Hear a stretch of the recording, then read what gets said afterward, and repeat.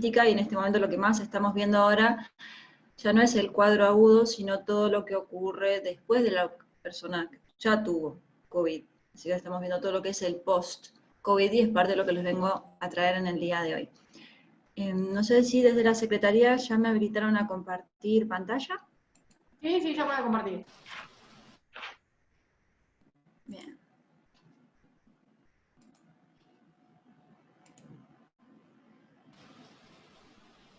Perfecto, bien, esta sería mi presentación. Lo que vamos a ver hoy son los aspectos a evaluar en el paciente secuelar de COVID-19, para lo cual me citaron. Esta sería la agenda que vamos a recorrer.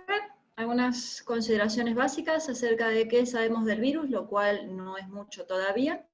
Transmisión y dinámica de la infección, algunas palabras muy brevemente de patogénesis y estadios de la enfermedad. ¿Qué es el long COVID? Hay una nueva propuesta que salió, creo que fue en JAMA hace 2 días. Manifestaciones clínicas, exámenes complementarios, todo el manejo posterior y algo de cirugía en el post-COVID, en el paciente que ya padeció COVID-19. Bien, ¿qué sabemos del virus? Que es un beta coronavirus, es un virus de RNA capsulado que tiene una secuencia genética similar al virus del SARS-CoV-2, que fue otra cepa pandémica de alrededor de unos 10 años atrás. Tiene una envoltura, y esa envoltura está recubierta por la proteína S, proteína Spike, en base a la cual se han hecho las formulaciones de las vacunas, por ingeniería recombinante, la proteína E del envelope y la proteína M de la membrana. El ingreso del virus a la célula huésped se realiza a través de la proteína S. Esa proteína S tiene 2 subunidades, la S1 y la S2.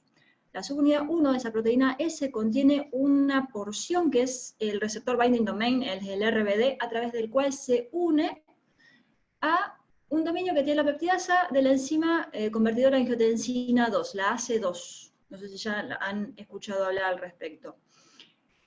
Este virus tiene la capacidad de tener control de lectura al copiarse, lo cual disminuye la tasa de mutaciones, y esto es propio de todos los coronavirus, por eso no muta con tanta facilidad y rapidez como puede mutar el virus de la influenza, lo cual no quiere decir que no mute, sino que con menor frecuencia.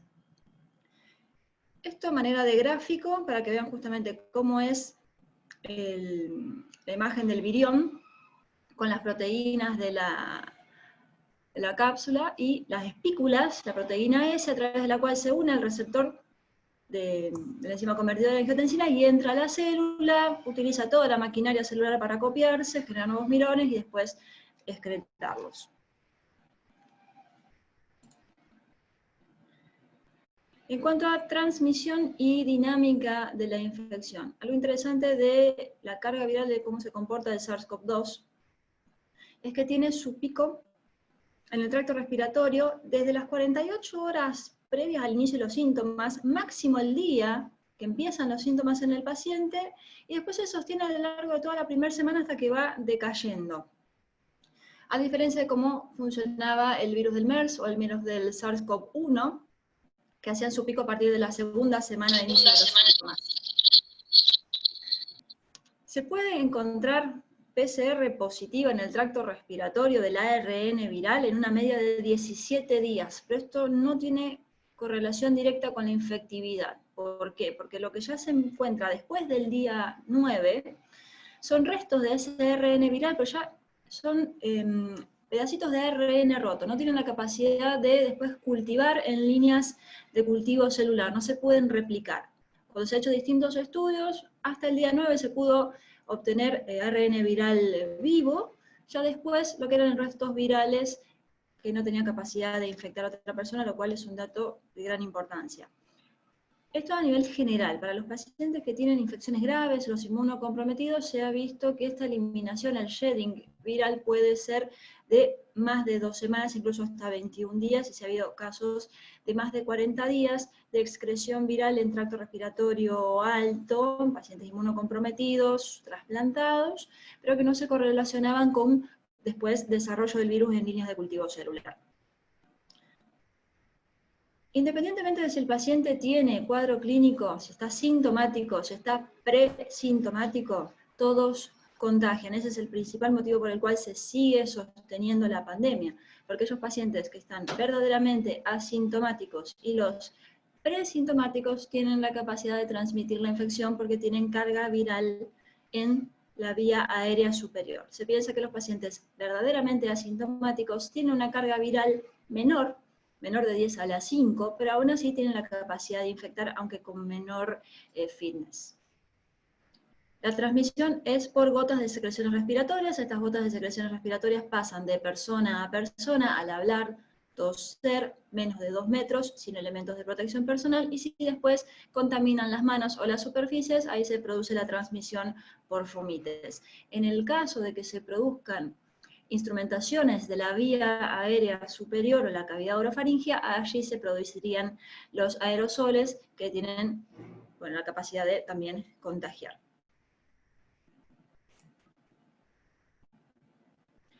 En cuanto a la patogénesis, lo que sabemos es que el virus ingresa a través del receptor de la AC2 a la célula receptora y ahí activa la replicación viral. Este receptor de angiotensina 2 se encuentra en células no solamente de tracto respiratorio superior e inferior, sino que también se encontró en intestino, en vasos sanguíneos, en riñones y en otros órganos de la economía, lo cual podría explicar la gran variabilidad de síntomas con los cuales el COVID se presenta.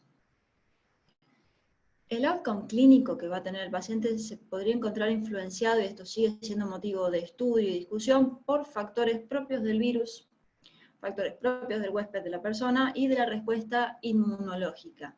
Lo que sí ya hay demostrado en distintos estudios es que las personas con edad avanzada tienen peor evolución, sexo masculino, comorbilidades como obesidad, índice de masa corporal superior a 35, diabetes mellitus, enfermedad cardiovascular, pacientes oncológicos, y en este momento está en discusión el tema de si hay factores genéticos que podrían condicionar una peor respuesta y una peor evolución. Se sabe que hay mutaciones en 3 posiciones distintas del gen Neandertal que se describió en Europa. Esas personas que son homocigotas para esta mutación gen Neandertal tienen mayor riesgo de mala evolución, independientemente que no tengan otras comorbilidades o sean personas jóvenes. Acá también tenemos a la derecha una tabla justamente donde se ven factores de riesgo asociados al desarrollo de enfermedades severas, ser admitidos a unidad de cuidados intensivos y mortalidad, edad avanzada de hipertensión, enfermedad cardiovascular, enfermedad pulmonar obstructiva crónica, presencia de malignidades, y algunas cuestiones de la clínica, como estar febril persistente, disnea a la admisión, un score de Quick SOFA elevado, y otros valores de laboratorio. En cuanto a estadios de la enfermedad, esto ya está bastante repetido. En la primera parte, asintomática o presintomática, una enfermedad con síntomas leves que puede evolucionar hacia enfermedad moderada o severa y en menos del 5% a una enfermedad crítica con falla respiratoria, asistencia mecánica respiratoria, shock y falla multiorgánica. En la primera parte del estadio de la enfermedad se ve asociado al proceso viral, de replicación viral, y posteriormente, lo que es la parte más severa y crítica de la enfermedad, se asocia a la respuesta inflamatoria y una disregulación de esta respuesta inflamatoria por parte del huésped, lo cual condicionaría los potenciales targets de tratamiento. Bien. Respecto de este nuevo concepto que se viene trabajando, que es el long COVID, más allá de ese paciente que fue sintomático, que tuvo su fecha de inicio de síntomas, que pudo haber presentado tos, odinofagia, congestión nasal, cefalea, síntomas digestivos como náuseas, vómitos, diarrea, rash cutáneo, dificultad respiratoria, tos, anosmia, ageusia, mialgias, decaimiento general, se ha visto que esos síntomas se resuelven dentro de las primeras 2 semanas. Pero hay un grupo de pacientes que estos síntomas persisten, no remiten, e incluso se exacerban con el paso de las semanas. Esto es lo que se ha llamado en este momento long COVID o los long haulers, lo que llevó a acuñar el término de síndrome post-COVID, que es la persistencia de todos estos síntomas de coronavirus por más allá de 3 semanas desde la fecha de inicio de la enfermedad, la fecha de inicio de síntomas. y posteriormente la presencia de COVID crónico, como aquellos pacientes que tienen persistencia de estos síntomas por más de 12 semanas. Hay personas que desde que se describió el COVID a finales del año pasado, lo que sería diciembre, hasta la fecha, más de 7 meses después, todavía presentan síntomas y no volvieron a su capacidad funcional basal.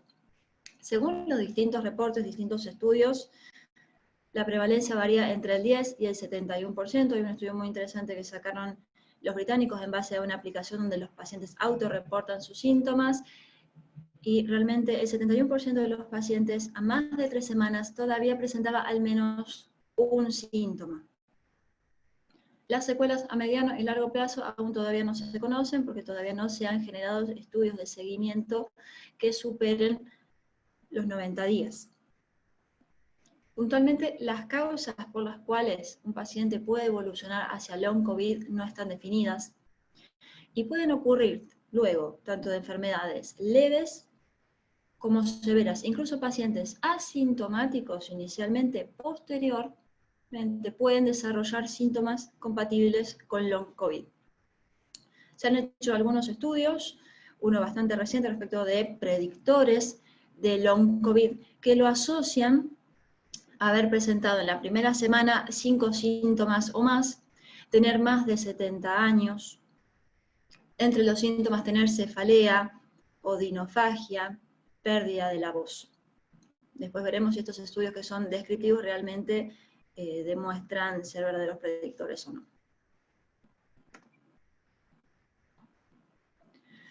Esta es una nueva propuesta de 3 estadios, un framework y un timeline que subieron a Llama hace 2 días, en donde proponen que en realidad el COVID tendría 3 estadios en su enfermedad.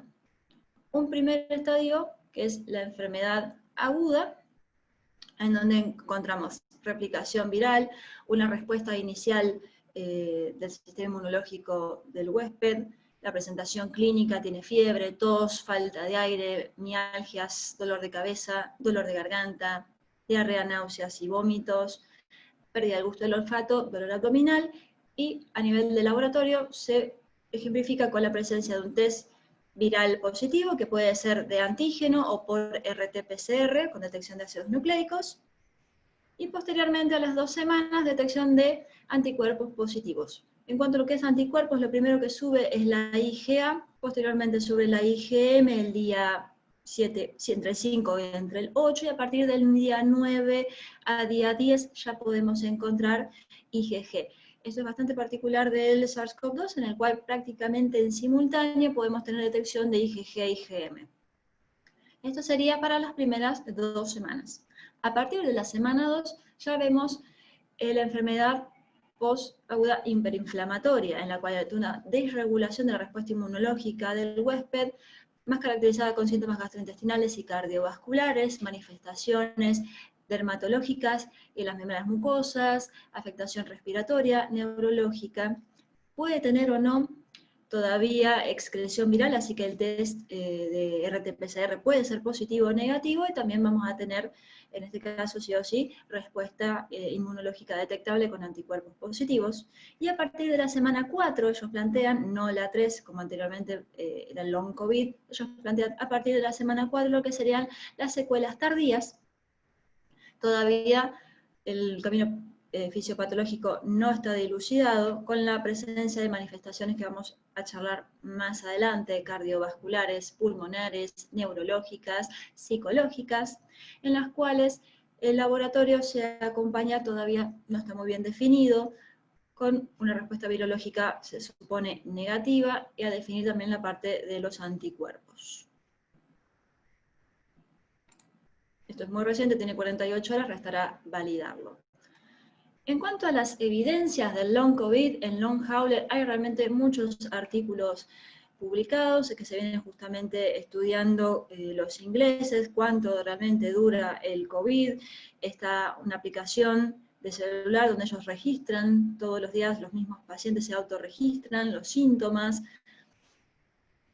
cómo se hace justamente para el tratamiento de estos pacientes, de los síntomas y la rehabilitación de este síndrome posagudo para tratar de volverlos a reintegrar a la sociedad. un muy buen artículo que salió en British Journal of Medicine, que es el manejo del COVID posagudo en atención primaria. Las manifestaciones clínicas del long COVID, de este COVID tardío: tos, definida por la Sociedad Torácica Británica como tos crónica, aquella que dura más de 8 semanas, febrícula, porque estos pacientes presentan una disregulación y un trastorno en la termorregulación, están con registro de 37,5 persistentes, más de 2 veces en el día, no es una febrícula vespertina, es varias veces en el día el paciente está con registros superiores a 37, que le generan mucho malestar. Fatiga es uno de los síntomas más característicos del long COVID. Las personas refieren que necesitan a mitad del día hacer una siesta, descansar, porque no llegan con su energía. Sensación de falta de aire, agitación, caminan dentro del domicilio, quieren caminar una cuadra, quieren subir un piso de escaleras, realmente se sienten disnéicos.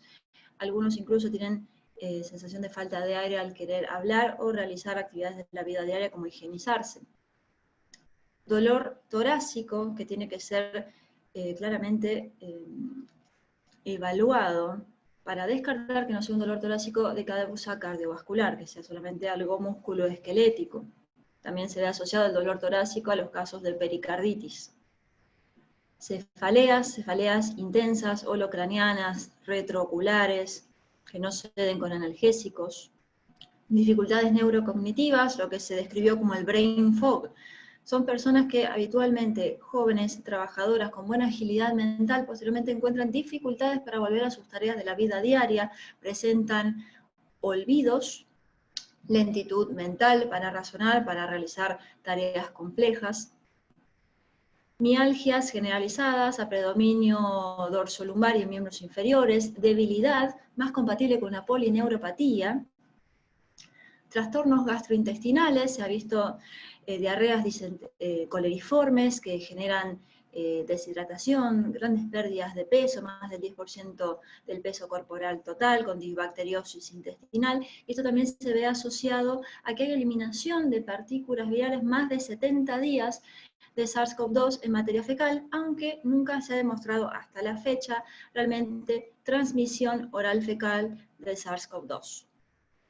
Trastornos metabólicos, se han descrito falla renal, falla pancreática con diabetes, y trastornos de la función tiroidea con hipertiroidismo y luego hipotiroidismo, crisis hipertiroideas, rash cutáneo, morbiliforme, urticariforme, también lesiones distales que se llamaron dedo de COVID, más parecidas a fenómenos autoinmunes con fenómenos de Raynaud, fallas de otras glándulas con cuadros similares al síndrome de Sjögren, con extrema sequedad de boca, sequedad ocular, incluso en mujeres sequedad vaginal que dura no solo días, sino incluso hasta semanas. El COVID, como genera una respuesta inflamatoria dentro de los vasos sanguíneos, favorece un estado de procoagulación, lo que lleva a tromboembolismo pulmonar, incluso coagulación intravascular dentro de los pequeños vasos. En cuanto a fenómenos neurológicos, también tenemos otros de salud mental, como pueden ser depresión. Y realmente el espectro es muy, muy amplio y cada día se van sumando nuevas manifestaciones, ya que el COVID tiene la capacidad de inflamar todos los órganos de la economía. Esto es un visual summary del artículo de British Journal, que la verdad que si se lo pueden bajar, se los recomiendo, en cuanto a cuál sería el workout o todos los exámenes complementarios que deberían hacerse a un paciente que ha padecido coronavirus. Se recomienda que al mes del alta, y siendo el alta epidemiológica los 10 días de la fecha de inicio, esto quiere decir entre las 4 y 6 semanas posteriores a la fecha de inicio de los síntomas, estos pacientes deberían pasar por una evaluación exhaustiva clínica que contenga examen de laboratorio, imágenes, radiografía de tórax. La Sociedad Británica de Tórax sugiere realizar a las 6 semanas en todos aquellos pacientes que tuvieron una enfermedad moderada a severa que estuvieron en asistencia mecánica respiratoria, más que nada para descartar que no haya habido debajo de esa imagen de tórax, de neumonía bilateral, con infiltrados intersticiales, con retracciones y consolidaciones, ninguna imagen de malignidad. Si fue un caso de coronavirus leve, la radiografía de tórax de control se hará a las 12 semanas. En el caso que sean los cuadros de COVID moderados a severos que hayan requerido asistencia mecánica respiratoria, una neumonía grave, se puede complementar con tomografía multislice de tórax. En cuanto a estudios de funcionamiento respiratorio, una consulta con neumonología en los pacientes que tuvieron una enfermedad moderada, con una neumonía incluso leve, que no requirió asistencia mecánica respiratoria o que requirió internación u oxigenoterapia suplementaria, en el examen clínico que realice el neumonólogo por consultorio externo, realizar oximetría de pulso, la evaluación de la radiografía de tórax a las 6 o a las 12 semanas y una espirometría. Esa espirometría se puede repetir a las 12 semanas o a los 6 meses, justamente para ver si hubo algún parámetro de disminución de la capacidad funcional pulmonar o alguna restricción. Si es necesario, otros estudios complementarios podrían ser test de caminata de 6 minutos o de difusión de dióxido. En cuanto a evaluación cardiovascular, sabemos que no menos del 70% de los pacientes que sufren coronavirus, sean sintomáticos, asintomáticos, leves, moderados o severos, tienen alguna alteración cardiovascular, el 70%, es decir, 7 de cada 10. Así que todo paciente que padeció COVID entre la semana 4 y 6 de inicio de los síntomas debe tener una consulta cardiovascular en la cual, aparte del examen físico, control de la tensión arterial, frecuencia cardíaca, ocultación de ruidos cardíacos, debe hacerse un electrocardiograma de 12 derivaciones. Y en las personas con antecedentes y comorbilidades cardiovasculares se sugiere hacer un ecocardiograma bidimensional con Doppler para ver que no haya trastornos de la contractilidad. Una de las cosas que se ha visto asociado a la infección por SARS-CoV-2 es la falla cardíaca, trastornos diastólicos, dilatación de las cavidades, síndrome Takotsubo. Cardiología, si encuentra alguna alteración, sea en el electro o en el ecocardio, puede solicitar un Holter o un test de ejercicio cardiopulmonar o una ergometría. En cuanto a lo que es el laboratorio general, sí o sí tenemos que ver el hemograma, porque el COVID se caracteriza por presentar leucopenia con eosinopenia y estos parámetros después deben recuperarse en el laboratorio de control. Hay algunos biomarcadores que es importante también controlar, como es la proteína C reactiva, la eritrosedimentación, el dímero D. Y para corroborar también la parte cardiovascular, uno puede pedir troponina T o péptido natriurético, CPK, ferritina.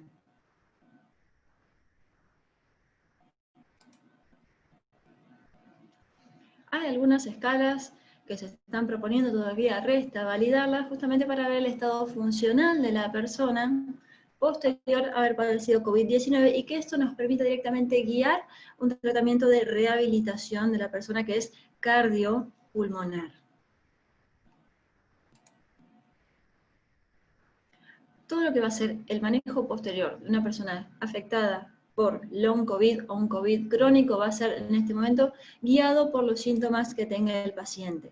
En cuanto a lo que es lo respiratorio, los pacientes presentan tos, suele ser una tos seca, incoercible, aquella tos crónica es aquella que se prolonga por más de 8 semanas, según lo que teníamos por definición, y se puede tratar con antitusivos y sobre todo con técnicas respiratorias. Misma situación, la sensación de falta de aire. Hay que hacer una saturometría de oxígeno, que con aire ambiente en reposo, puede haber estado 20 minutos sentados y debe ser superior al 96% en aquellos pacientes que no tengan antecedentes de ser EPOC, fibrosis pulmonar o ya vivan con una hipoxemia previamente conocida, en los cuales una saturación de oxígeno entre 89 y 91 es aceptable.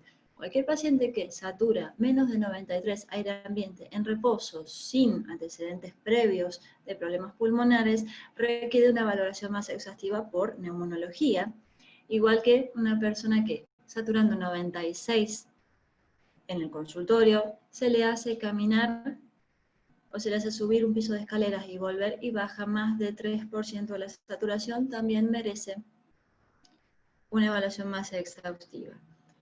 En cuanto a técnicas respiratorias, se ven con kinesioterapia, hay diversas, buteico, respiración tóraco-abdominal, la que se hace en pilates, así que son todas materias justamente de los especialistas para hacer después por consultorio externo.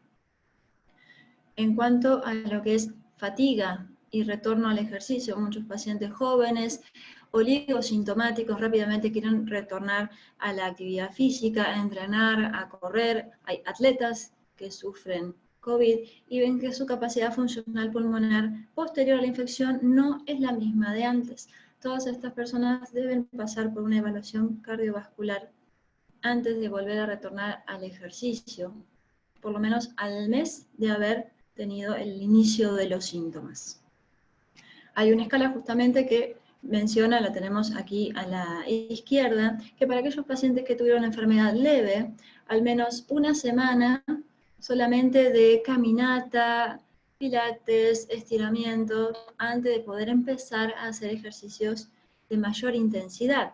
No se sugiere justamente a pacientes que hayan tenido un cuadro leve a moderado que empiecen a hacer ejercicio físico hasta no haber hecho la valoración cardiovascular y sobre todo no hacer ninguna clase de actividad que haga elevar la frecuencia cardíaca a más del 60% del máximo, al menos hasta 3 semanas después de haber resuelto los síntomas, justamente por el riesgo de complicaciones cardiovasculares. En cuanto a lo que es todo lo cardiovascular, cardiopulmonar, ¿qué puede producir este long COVID? Miocarditis, pericarditis, infarto, disritmia, se han visto taquicardias sinusales o bradicardias extremas durante las internaciones en cuidados críticos en los pacientes con coronavirus. Genera trastornos de la conducción eléctrica. Puntualmente, ¿cuál es la fisiopatología? Las complicaciones cardiovasculares. Por un lado, se piensa que es la tormenta de citoquinas, la disregulación de la respuesta inflamatoria sistémica, el trastorno de la regulación del sistema renina, angiotensina, aldosterona y parte también de una acción tóxica viral que desestabiliza el endotelio, genera inestabilización de la placa, trombosis, y eso desencadena por un lado el infarto agudo del miocardio y por otro lado los fenómenos tromboembólicos.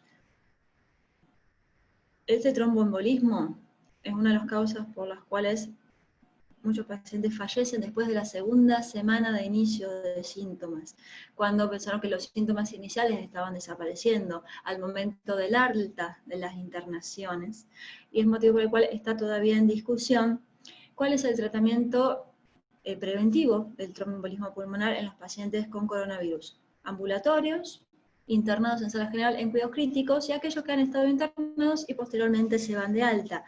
Las guías CHEST no lo recomiendan en el paciente ambulatorio.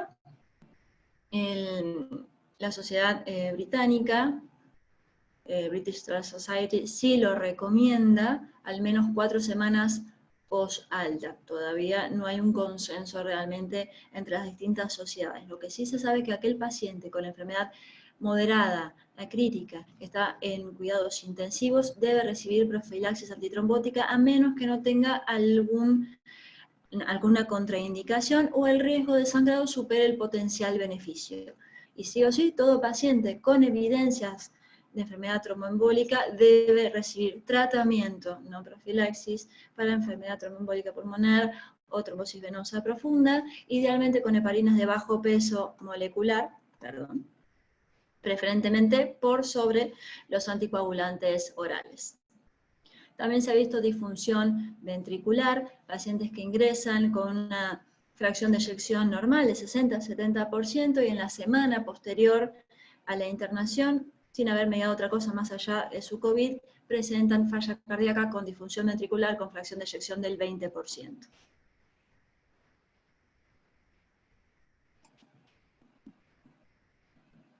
En cuanto a manifestaciones neurológicas, una de las más importantes es fatiga. El 94% de los pacientes que tienen COVID van a tener al menos una manifestación neurológica. La fatiga es una de ellas, al igual que es la pérdida del gusto y la pérdida del olfato.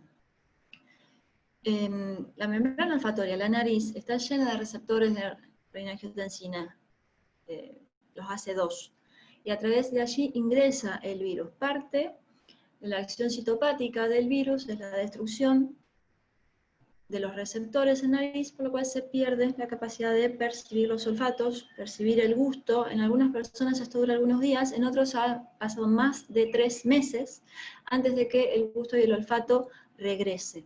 Se está haciendo tratamiento justamente de rehabilitación olfativa para volver a entrenar a la nariz y al cerebro a percibir los olores y a través de los olores los sabores, con esencias que se utilizan 5 minutos, 3 veces al día a través de otorrinolaringología. También se ve accidente cerebrovascular isquémico por una misma vasculitis que genera el COVID, convulsiones, encefalitis, neuropatías craneales, desmielinización tanto central como periférica, síndrome de Guillain-Barré y muy frecuentemente síntomas más leves pero persistentes y molestos como pueden ser cefaleas, mareos, olvidos y ese brain fog que realmente hace muy difícil a las personas poder volver a adaptarse a la vida diaria porque se sienten francamente bradipsíquicos. Algo que se presentó el mes pasado es una propuesta de un síndrome neurológico post-COVID, como para tratar de nuclear todas estas manifestaciones neurológicas que ha generado el virus posterior a la etapa aguda.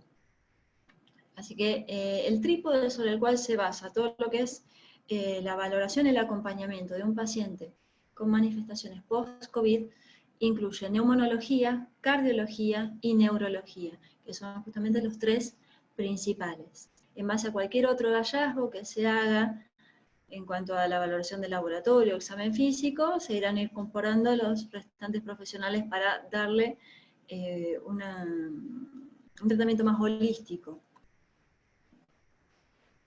Por un lado está la esfera de la pediatría, todavía queda mucho por decir y todo por escribirse, más allá del síndrome hiperinflamatorio que simula un síndrome de Kawasaki en los pacientes pediátricos. Esto se ve en su post-COVID, no en la etapa aguda. También inmunomediado, aunque su fisiopatología sigue todavía en este momento en el terreno de discusión. ¿Qué ocurre con el adulto mayor? Adultos mayores de 70 años, con inmunosenescencia, posterior a su COVID, tienen síntomas de long COVID o COVID crónico aún más severos que los pacientes más jóvenes, con dolor crónico, con desnutrición, con delirio, síndromes confusionales, grandes secuelas que hacen mucho más difícil volver a reintegrarse a la sociedad o vivir solos y quedan realmente relegados a instituciones crónicas completamente dependientes. En cuanto a salud mental, realmente haber sufrido coronavirus se describe como un verdadero síndrome de estrés postraumático, generando ansiedad, trastornos de la personalidad, y se han visto incrementos de suicidios, aunque las distintas escalas que se utilizaban en salud mental están viendo que no son realmente aplicables para evaluar a este síndrome post-COVID y las manifestaciones en salud mental que genera. Por otro lado, todas las consideraciones socioculturales y el impacto que ha tenido la pandemia desde su inicio, con la gran discriminación que hubo al principio en la comunidad china, y bueno, que todavía se sigue viendo en algunas partes del mundo. En cuanto a lo que es la cirugía post-COVID, demorar o no demorar, en parte hay meses de cirugía atrasada, que en el momento del mayor pico de la pandemia a nivel internacional, las grandes sociedades científicas decían, si no es una cirugía de emergencia, extrema urgencia, si es algo electivo, posterguese. Postérguese por 1 mes, por 2 meses, por 3 meses. Pero no solamente las cirugías se han postergado, sino también los estudios para diagnóstico precoz, como puede ser una videocolonoscopía, una videoendoscopía digestiva alta, las fibrobroncoscopías. Son distintos estudios clínicos, diagnósticos o terapéuticos que también han sido postergados en el momento de la mayor cantidad de casos en la pandemia, y ahora justamente estos pacientes deben operarse, y algunos en el medio han tenido COVID. Así que, ¿cuándo sería el mejor momento, el momento más seguro para operar un paciente que ya tuvo coronavirus?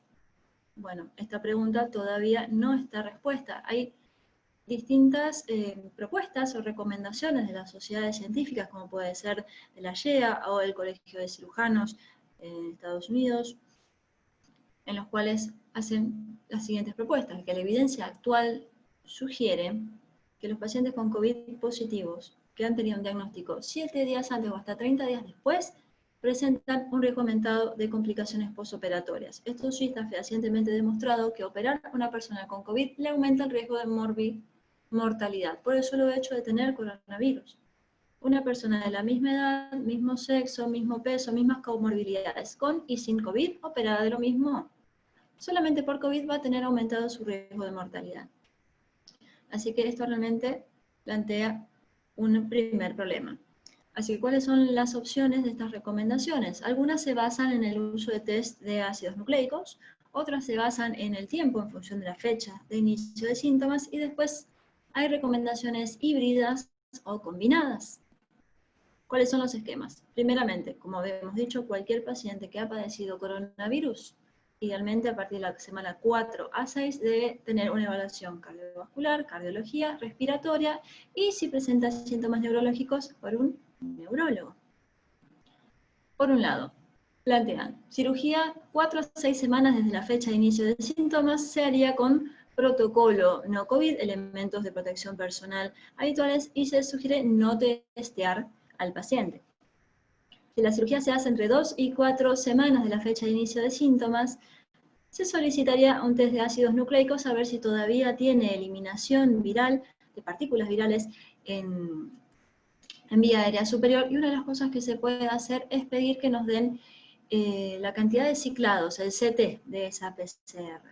Como justamente las real-time PCR se hacen en termocicladores, la cantidad de ciclados de esa PCR nos permiten inferir, inversamente proporcional, la carga viral que tendría. A mayores ciclados, menos carga viral. A menor ciclado, mayor carga viral. Entonces, unos ciclados de más de 35 nos hablaría de una baja carga viral, o directamente ya por encima de ese punto de corte informan un test negativo, se podría operar el paciente con protocolo no COVID. Pero aquellos que se deben operar, porque es impostergable, menos de 2 semanas desde el inicio de síntomas, lo más factible es que tengamos un test de ácidos nucleicos positivos, que ese paciente todavía tenga partículas virales viables con capacidad de contagiar, así que directamente no lo testeamos, y esa cirugía debería ir con protocolo COVID, elementos de protección personal nivel 3. Esto es una de las recomendaciones de una de las sociedades científicas, que plantea justamente un esquema híbrido, versus el College of Surgeons, que plantea directamente, para todo lo que no sea cirugía menor electiva, esperar 8 semanas desde la resolución de los síntomas. Es decir, no más de 10 días de la fecha de inicio de los síntomas, que la persona ya desaparecerían las manifestaciones clínicas, y esperar 2 meses más. Así que 2 meses y medio de haber padecido el COVID para anotar cualquier tipo de procedimiento mayor. Cirugías menores selectivas podrían ser menos de 8 semanas, pero sugieren valorar individualmente cada caso. Hasta ahora son recomendaciones, no hay ninguna guía que esté justamente con niveles de evidencia fuerte, evidencia robusta. Restará ver en los próximos meses si hay alguna nueva publicación. Bien. Por mi parte, eso es lo que les quería compartir. Ahora quisiera dejar el espacio abierto para preguntas.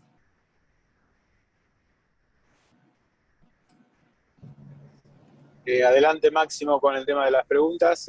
Muchas gracias, Carolina. Bien, Carolina, ¿me escuchás? Sí, sí, te escucho. Bien. Bueno, Adelante, Máximo, con el tema de las preguntas. Muchas gracias, Carolina. Bueno, Carolina, muchas gracias. No nos pudimos conocer antes porque vine a las corridas y quería hablar antes con vos, pero el panorama fue muy amplio y muy útil para nosotros.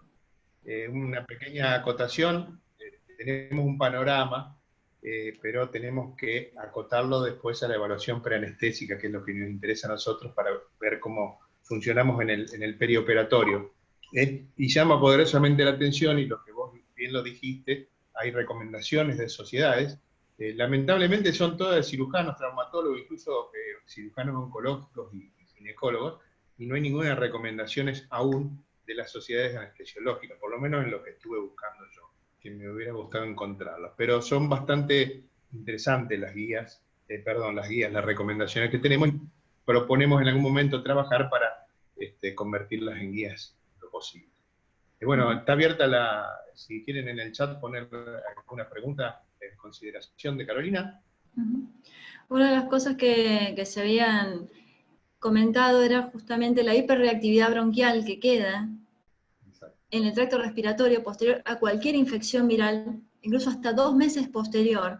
Así que ese es uno de los motivos por el cual el College of Surgeons plantea esperar 8 semanas después de haber resuelto los síntomas respiratorios en un paciente que ha tenido coronavirus. Y esto justamente sin considerar todos los que son aquellos que padezcan un long COVID, en los cuales ya tengan patrón de restricción pulmonar, tengan tos, disnea, saturación por debajo de 96 con aire ambiente, un patrón de vidrio esmerilado, retracciones o consolidaciones en la tomografía que a veces tardan hasta 3 meses en mejorar, alteraciones de la espirometría, algún trastorno cardiovascular posterior, como puede haber sido disminución de la fracción de eyección, un trastorno global de la contractilidad, o problemas eléctricos, bradicardias extremas. Mientras llegan las preguntas, o sea, esta charla salió a raíz de una inquietud mía de tener una paciente post-COVID para una cirugía de mama, por un tumor de mama. Y la chica tenía antecedentes asmáticos, y casualmente lo que cantó después por su asma o por su post-COVID fue la hiperreactividad bronquial. Entonces, de aquí vino la inquietud de cómo evaluar a estos pacientes. Nosotros estábamos en una etapa de achicar estudios y demás, y veo que ahora vamos a tener que ampliar estudios y ampliar la evaluación quizás para esos pacientes que vos estás mencionando. Y no hay preguntas, esto ha sido muy claro, la verdad que estuvo bárbaro. O los confundí tanto que no, fue muy claro. Lo que sí tenemos, lo dejo como desafío, hay mucha gente joven dando vuelta por ahí, lo dejo como desafío tratar de enfocarnos nosotros en el acto anestésico, y todo esto que dijo Carolina, tratar de adaptarlo a nuestra evaluación preoperatoria. Entonces, creo que con esto vamos a sacar un lindo provecho, y vamos a tratar de, bueno, como hacemos en otros momentos, hacer un consenso con los cardiólogos, con neumonólogos, a ver hasta dónde llegamos, y fundamentalmente esto, la clínica, o sea, el paciente, el paciente debe ser evaluado clínicamente antes de largar toda esta batería de estudios, seguramente. Hay una pregunta de Gaby Piombo, a ver. ¿Vos lo estás leyendo, Carolina, las preguntas? No. A ver, no tengo... Bueno, el tema de los turnos para seguimiento post-COVID se están dando para diciembre. Pero eso es seguimiento, según tengo entendido. Esto es, si vos lo metés en una cirugía, ya los turnos creo que pueden ser distintos, ¿no? Esto se refiere turnos para seguimiento post-COVID, ¿en dónde? Porque el seguimiento post-COVID no solamente lo puede hacer el médico clínico, médico de cabecera, médico infectólogo. Como mencionamos, está la pata de cardiólogo y neumonología. Claro. Así que todo paciente que recibe el alta epidemiológica de COVID al 10º día post inicio de síntomas, siempre considerando que los últimos 3 días esté asintomático, afebril, sin antitérmicos, con mejoría de los síntomas respiratorios, así que ahí tiene el alta epidemiológica, puede empezar a sacar los turnos de seguimiento y control con su médico clínico, con el cardiólogo y con el neumonólogo. Hacerse el electro, ecocardio si corresponde, placa de tórax, espirometría, laboratorio, e ir a la consulta. Si todos esos parámetros demuestran que no hay ningún trastorno de trastorno funcional pulmonar, si estructuralmente está todo en orden, esa persona puede ser enviada a continuar con su vida habitual, reintegrarse a sus actividades, al trabajo, a la actividad física, y Ey, bueno, si tenía pendiente te está una contestando. cirugía, No, bueno, no, pero no me hables por acá, hablalo por ahí porque si no, 4 no podemos semanas coordinar. del alta. Eso es lo que se recomienda en este momento con la escasa evidencia que hay, porque realmente no nos gusta, son recomendaciones de expertos sin mucha evidencia científica que lo respalde. Si son pacientes que han tenido trastornos funcionales pulmonares, si tienen patrón restrictivo de la espirometría, incluso si tienen antecedentes de asma, EPOC y demás, esos pacientes van a recibir corticoides vía oral y corticoides inhalatorios, porque se ha visto que hasta 2 años las lesiones pulmonares pueden seguir avanzando, y ese es el motivo por el cual hay ahora creo que 2, si no 3, trabajos en marcha con uso de anticuerpos monoclonales para evitar la fibrosis pulmonar, que se estaban haciendo en Italia. Doc, está muteado. Doctor. Doctor, está muteado. No le escuchamos. Ahora sí. Se volvió a mutear. Doc. Ahora sí. Ahora sí. Ahí está. Bueno, Sí. perdón, me mutearon de afuera porque justo recibí una llamada. Bueno, el tema es el siguiente, que lo que dice Gabriela en realidad es que el paciente está metido en una cadena de controles epidemiológicos por su COVID y demás. Yo creo que, por lo que cuenta ella, el paciente sigue sintomático, pero debe ser operado, y quizás estar en ese tren de controles epidemiológicos está atrasando la cirugía porque o no le dan el alta o lo piensan evaluar dentro de un mes, por ejemplo. Yo creo que de alguna manera hay que charlarlo, sacarlo de esa cadena y meterlo sí en una cadena de evaluación prequirúrgica, que es lo que necesita el paciente, que es operarse en ese momento. Hablando de los términos que vos contabas, Carolina, de las 2, 4, 8 o más semanas de Pacientes con de enfermedades oncológicas que requieren una rápida resolución quirúrgica, que no pueden esperar los canales habituales, sí, deberían pasar una especie de fast track de evaluación para rápidamente hacerse la cirugía. Obviamente, a esa persona se le explicarán los riesgos y comorbilidades inherentes a su procedimiento, y a hacerlo todavía en una fase hiperinflamatoria post-COVID, que ya de por sí, o una enfermedad oncológica, o una cirugía, reposo y el post-COVID van a aumentar el riesgo de fenómenos tromboembólicos, es procoagulante, así que en ese contexto se le deberán explicar al paciente los riesgos y comorbilidades, deberá firmar el consentimiento y avanzar con el procedimiento. Claro, exactamente. Esto es una cuestión de comunicación, tenemos que comunicarnos entre nosotros y definir, digamos, cuál es la necesidad del paciente y obviamente hablarlo con él, pero no esperar que terminen de evaluarlo cuando le dieron un turno a 10 días o a un mes, si necesitamos operarlo esta semana, o 10 días, como dice Gabriela, con el cirujano. Otra pregunta de Iván, dice, en los adultos jóvenes sin comorbilidades, la infección por COVID también aumentó la morbilidad durante la cirugía. Pregunta si el paciente que no tiene comorbilidad, existe aumento de la morbilidad de la cirugía. Debería fijarme en el artículo, a ver justamente si hicieron algún análisis de subgrupos para ver los distintos rangos etarios, para ver justamente si en todas las franjas etarias vieron el aumento de la comorbilidad o la mortalidad. Uh-huh.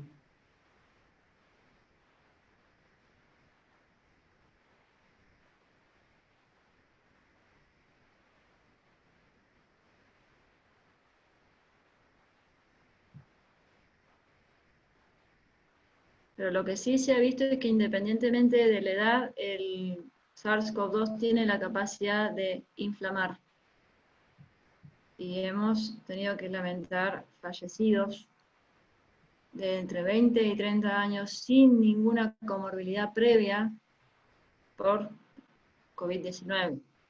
En este caso, tenemos un paciente hace más de 60 días internado en ECMO, de 26 años, sin comorbilidades previas.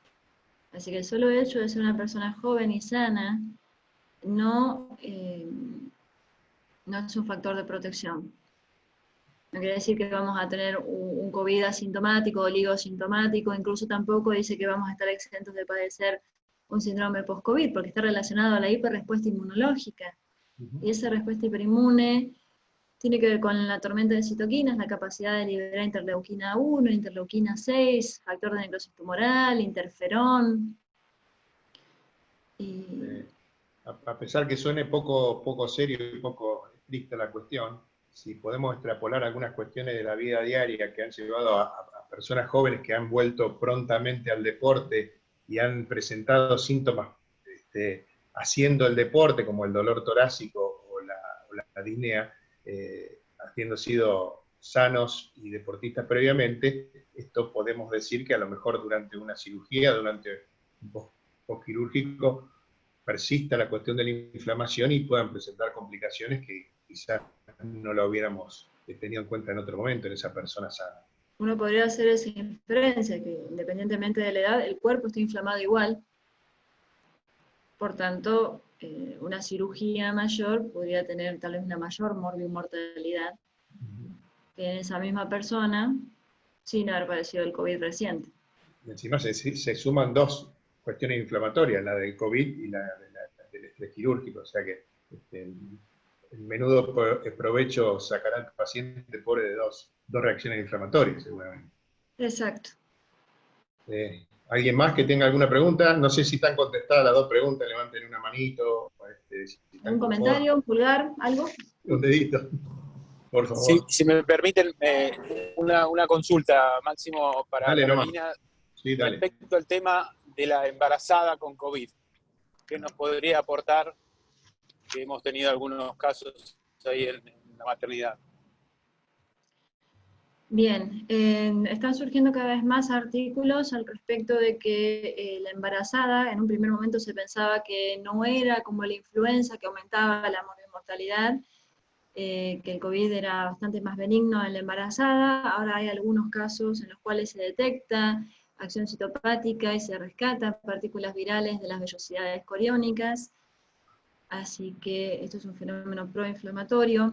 Puede justamente inflamar y microtrombosar los vasos sanguíneos dentro de la placenta, produciendo abruptio placentae, produciendo hidrops fetalis, incluso mortinatos, fetos muertos y abortos. Todavía la verdadera incidencia de estos fenómenos no está descripta, pero no es tan benigno como se pensaba en un primer momento, cuando había tan pocos casos en embarazadas. Ahora con la mayor cantidad de casos en los distintos países y la presencia justamente de infección en las embarazadas, todavía restará saber cómo se comporta en cada uno de los trimestres, pero entre los fenómenos proinflamatorios, la liberación de citoquinas, el efecto citopático, la trombosis de los pequeños vasos, esa microangiopatía, se está viendo justamente que tiene la capacidad en las embarazadas de producir estos fenómenos.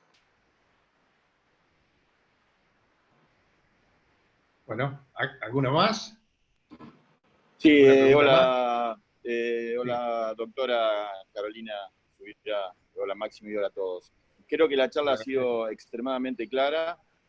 Creo que en esta semana, si no me equivoco, se cumplió un año de la primera infección por COVID y creo que van a ir apareciendo un montón de complicaciones post-tratamiento y bueno, y nos vamos a enfrentar a un montón de situaciones que va a ser nuevo para todos. El otro día lo hablamos con Máximo, hizo de alguna manera un comentario acerca de una paciente en el cual había tenido alguna presentación en la cual había tenido alguna complicación y que uno tiene que tener un diálogo con el equipo quirúrgico y que también vayan entendiendo que todo esto que fue muy claro, que se describió en la charla, va a ser algo que nos va a exponer a todos en las distintas especialidades que nos toque desempeñarnos delante de un paciente. En general, nosotros trabajamos en un área multi e interdisciplinaria y realmente las distintas respuestas que ha tenido en los diferentes pacientes con comorbilidades y sin comorbilidades nos abre un abanico de preguntas y que lamentablemente en este momento no tenemos tantas respuestas. pero creo que hay que tomar las recomendaciones que en este momento ha presentado recién y bueno, y seguir muy de cerca y tratar de actualizarnos con todas las publicaciones que puedan venir, sobre todo de aquellos países que han tenido los primeros casos de COVID y que nos pueden reportar la experiencia de ellos sumado a nuestra experiencia y bueno, y tratar de ser lo más profesional posible,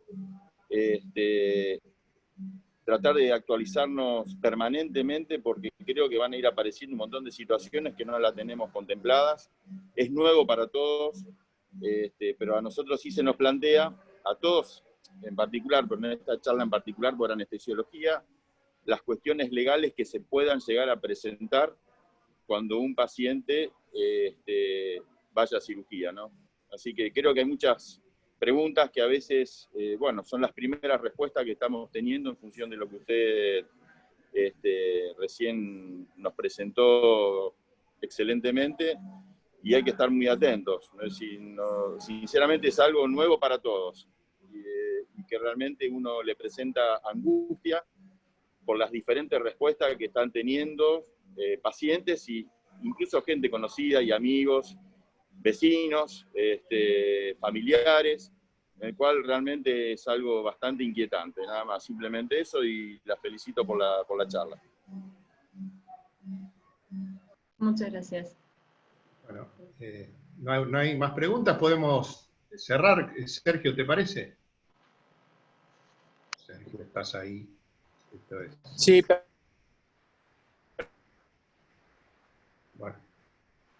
Estás silenciado, Sergio. Bueno, el agradecimiento a Carolina, muchísimas gracias, la charla ha sido más clara, clarísima, y nos orienta bastante en la cuestión, queda mucho por trabajar y apelo a cada uno de ustedes a poner un poquito el pecho en todo esto. Yo creo que, digamos, no coincidiendo un poco con el gallego en decir que tenemos que tener cuidado, no tenemos que actuar con miedo y demás, todo lo que esté atado a las recomendaciones, y si podemos subir un escaloncito más y que tengan la forma de guía, nos va a respaldar a nosotros en nuestro trabajo diario, no para no tener problemas, sino para tratar al paciente de la mejor manera posible y poder trabajar así nosotros más tranquilos. Aprendimos mucho de cómo cuidarnos nosotros, cómo cuidar al paciente en el intraoperatorio, en el paciente COVID y demás, pero esto es un panorama nuevo en una enfermedad que, como decían los viejos clínicos, parece el gran simulador. Así que si no hay nada más que tengamos para decir, agradecimiento a todos los que participaron, y fundamentalmente a Carolina, a Sergio, al gallego, a todas las autoridades. ¿Estamos por terminado, les parece? Listo, muchas gracias. Muchas gracias realmente por la oportunidad. Gracias.